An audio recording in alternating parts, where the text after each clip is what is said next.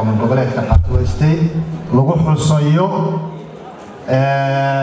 maamul goboleedka State ee 13 sano jirtaan hore uma ogeyn marka ay nimibaan lambarka fiiriyo maxasale oo lambarka maxaa looga jeedaa maxasale waa 13 sano talay halka ku soo gaartay khilaaf badan baa jiray ishayn fara badan baa jirtay maanta midnimo hadda wax lagu helay midnimo wax lagu helay Soomaalina waxa lagu yeeranaa midnimo تفرار waxba lagu heli maayo garaad soo dhawow garaajaa garaad Ismaaciil sidoo kale waxa nala jooga gudoomiyaha Yarba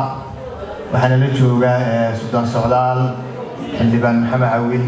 iyo Suudaan Ali garaad Ali baan leeyahay Abdisaaq iyo aqoonyahanka Abdisaaq Ahmed aqoonyahanka dhalinyarada garaad loo jeedaa reer Stockholm reer Stockholm jaaliyadoodu waa safka hore lama soo koobi karo rag badan oo khiyaar halkan iga muuqanaya maalintii ugu horeysay oo xabadu bilaabatay waan xusuustaa 2023kii raggii ugu horeeyay oo lacagtii dhiig joojinta ururiyay waxay ahaayeen jaaliyadda reer Stockholm marka jaaliyadda reer Stockholm Soomaalinimadu waa ka go'an tahay waa dad khiyaar ah oo waxgarada oo isku xiran sidoo kalena European Union-ka